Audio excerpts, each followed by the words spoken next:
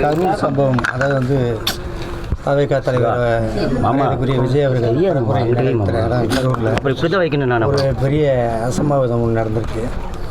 அது நடக்கும்போது நான் ஹாஸ்பிட்டலில் இருந்தேன், உடல்நிலை சரியில்லாமல் ஹாஸ்பிட்டலில் இருந்தேன். அது டிவியில் பார்க்கும்போது பதறிச்சு, என்னடா இது அப்படின்னு சொல்லிட்டு. ஒரு உயிர் 41 ஒரு உயிரில் வந்து குழந்தைங்க நிறையா இறந்துருக்காங்கன்னு கேள்விப்பட்டவுடனே பதறுது. அந்த குழந்தைங்க என்ன பாவம் பண்ணிச்சு, பாவம் மனசை கேட்கல. எப்படியாவது டிஸ்சார்ஜ் ஆன மறுநாள் போயே ஆகணும் அப்படின்றது என்னுடைய இதாக இருந்துச்சு. நான் ஏற்கனவே ஒரு ஹாஸ்பிட்டல்லேருந்து ஒரு பதிவு பண்ணியிருந்தேன். நேற்றுக்கு டிஸ்சார்ஜ் ஆன கையோடு இன்றைக்கி காலையில் கிளம்பி இங்கே வந்து அந்த சம்பவம் நடந்த இடத்த பார்த்தேன். அதுக்கப்புறம் வந்துட்டு இந்த குழந்தை ஒன்று இறந்துருச்சு. இந்த நிகழ்வு நடந்த பக்கத்துலேயே இறந்துருக்கு. அவங்க ஃபேமிலியை சந்தித்தேன். அவங்க ஃபேமிலியை சந்தித்து இன்னும் நிறைய பேர் சந்திக்க இருக்கிறேன். இந்த சம்பவத்தை பற்றி என்ன சொல்கிறேன்னு தெரியல. அதாவது பேசவே முடியல, ரொம்ப கஷ்டமாக இருக்குது. இப்போ கூட நான் ஏன் வந்தேன்னா, ஃபஸ்ட்டு மக்கள் அதை தாண்டி வந்து உயிர் 41 உயிர் போயிருக்கு.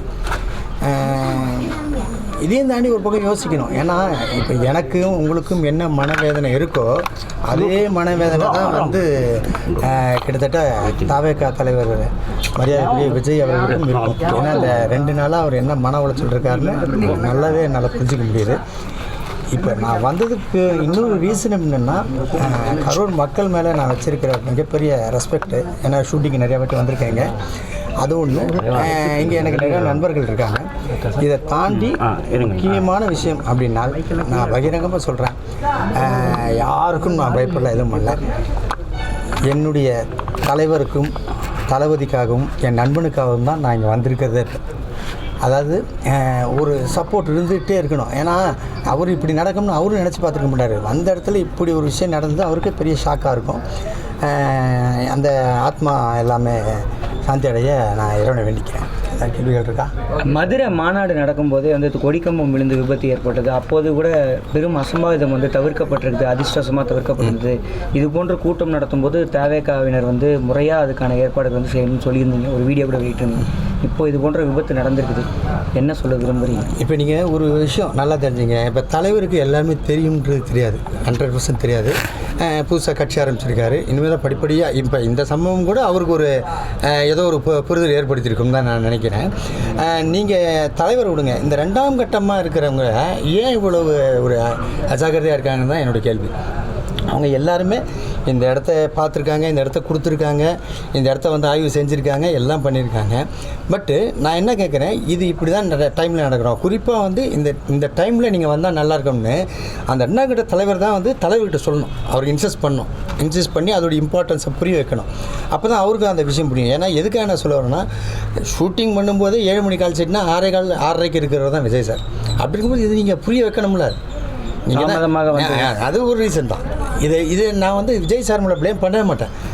இவங்க ஏன் சொல்லலை சார், 8:45 நாங்கள் பரிசு வாங்கியிருக்கேன் சார், நீங்கள் இங்கே இருக்கணும் சார், முடிச்சுட்டு திருப்பி நாமக்கல்லேருந்து நீங்கள் வரணும் சார், அந்த ட்ராவலிங் டைம் இவ்வளோ இருக்குது சார் அப்படின்றது நீங்கள் சொல்லணுமா இல்லையா?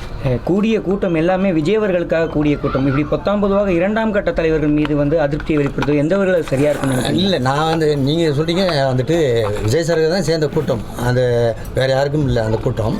நான் என்ன சொல்கிறேன், விஜய் சார் யாரை நம்பி வர்றாரு? இவர்கள் வந்து கொடுக்குற இன்ஸ்ட்ரக்ஷன் இத்தனை இது அப்படின்றத இன்ஸ்ட்ரக்ஷனை காதில் வாங்கிட்டு வராரு. அப்படி இருக்கும்போது நீங்கள் வந்துட்டு அவர் வந்து விஜய் சார் வந்து இவனை நம்பி வர்றாரு, மக்கள் விஜய் சார் நம்பி வர்றாங்க, அதான் உண்மை.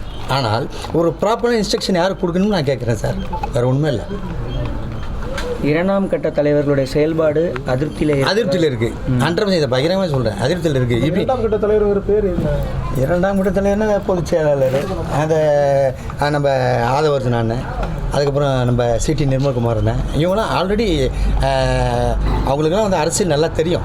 Well trained person. புதுசாக இன்றைக்கி வரலாம் அவங்க அரசியலுக்கு, எல்லாமே க்ளீனாக தெரியும். அப்படிப்பட்டவங்க ஒரு தலைவரை கைட் பண்ணுறதுல ஏன் தவறுறாங்கன்னு தான் கேட்குறேன். கரூர் மாவட்ட செயலாளர் சரி, இப்போ ஒரு வீடியோ வெளியிட்டிருக்காரு சார். அதை கூட அவர் என்ன சொல்கிறாரு, நீங்கள் என்ன இது வேணால் பண்ணுங்கள், என்ன சாதனை, அங்கே கூட அவங்கள விட்டு கொடுக்கலையா அவர்? புரியுதா உங்களுக்கு? இப்போ ஒன்றுமே இல்லைண்ணே, இப்போ நான் வரேன்னு ஒரு தகவல் உங்களுக்கு கிடச்சிருக்கு. தகவல் சொன்ன உடனே அடுத்த நிமிஷம் நீங்கள் அலர்ட் ஆகிறீங்களா இல்லையா? பாலாஜி வராரு இந்த மாதிரி விஷயம்னு சொல்லிட்டு இந்த இது கூட ஏன் அவர் அலர்ட் பண்ண முடியலன்னு தான் நான் கேட்குறேன். கரூர் மாவட்ட செயலாளர் நேற்று கைது செய்யப்பட்டிருக்கிறாரு. அவருக்கு தேவையான சட்ட உதவிகள் கூட கட்சியின் தலைமை தரப்பில் வழங்கப்படவில்லை அப்படின்ற ஒரு குற்றச்சாட்டும் குடும்பத்தினர் தரப்பில் முன்வைக்கப்படுது. அது நமக்கு அவங்க அணுகியிருக்காங்களா என்னன்னு நமக்கு ஏன்னா தெரியாது. தாவேக்காவில் வழக்கறிஞர் அணியெல்லாம் இருக்கிறாங்க. ஆனால் போதிய அளவில் ஒரு நல்ல வழக்கறிஞரை நியமித்து அதற்கான சட்ட பாதுகாப்பு என்பது அவருக்கு வழங்கப்படலைன்ற ஒரு குற்றச்சாட்டு பகிரங்கமாக வைக்கப்படுது. இன்னொரு விஷயம் என்னென்னு கேட்டால் கட்டமைப்பு கொஞ்சம் இது பண்ணிக்கிறோம், அதான் மெயின். அதாவது யார் எப்போ என்ன ஆலோசனை சொல்லுவாங்கன்னு தெரியாது. அது வந்து நல்ல ஆலோசனையாக கூட இருக்கலாம். நான் தான் ஒரே சொன்னேன், இந்த சம்பவம் தாவேகா தலைவர் விஜய் அவர்களுக்கு நல்லாவே சில விஷயம் புரிய வச்சுருக்கு. அவருக்கு அவர் நிறைய அனலைஸ் பண்ணுவார். என்னென்னா கூட இருக்கிறதுனால தெரியும், நிறைய அனலைஸ் பண்ணுவார். என்னுடைய குற்றச்சாட்டு ஃபுல்லாகவே ரெண்டாம் இவங்களோட மேலே தான். இவங்க வந்து கைட் பண்ணியிருக்கணும். இவங்க கைட் பண்ணி இது இப்படி இருந்திருக்கணும், இந்த டைமுக்கு வரணும். மெயினாக டைம் சார். நீங்கள் பர்மிஷன் வாங்குறீங்களா சார்? நீங்கள் போலீஸ் ஸ்டேஷனில் பர்மிஷன் வாங்குறீங்க, இந்த டைம் ஏன் நீங்கள் அவர்கிட்ட சொல்லலை? அப்படி நீங்கள் இன்சிஸ்ட் பண்ணி இதோடைய வேல்யூவேஷனை சொன்னால் தான் தெரியும் அவருக்கு. ஓகேங்களா? ஷூட்டிங் கதை வேறு, போகிறாரு நடிக்கிறாரு சம்பளம் வருது, அதெல்லாம் வேறு. இது பொலிட்டிக்கல் இருக்கும்போது அவருக்கு நீங்கள் ஆலோசனை வழங்க உங்களையே அப்போ கூட வச்சுருக்காரு. இவ்வளவு நீங்கள் எக்ஸ்பீரியன்ஸ் ஆனாலே ஏன் கூட வச்சுருக்காரு சொல்லுங்கள். நான் கட்சியில் எந்த பதவியிலும் இல்லை. இருந்தாலும் நான் எதுக்கு இதை சொல்கிறேன்னா, ஒரே ஒரு விஷயம் நண்பர், அதை தாண்டி அவருக்கு சில விஷயங்கள் புரியலன்னா அதை நீங்கள் புரிய வைக்கிறதுக்காக தான் கூட இருக்கீங்க. அனிதா மரணம், தூத்துக்குடி துப்பாக்கி சூடு, இதெல்லாம் வந்து பல இடங்களுக்கு சென்றார். ஆனால் இன்னமும் கூட இந்த மக்களை வருவார் சார். இப்போ நான் சொல்லியிருக்கேன் சார், இப்போ வருவார், டெஃபினட்டாக வந்து பார்ப்பார். நீங்கள் பாருங்கள், டெஃபினட்டாக வருவார், ஷோராக வருவார். இந்த பாதிக்கப்பட்ட மக்களை கண்டிப்பாக சந்திப்பார் சார். சரி.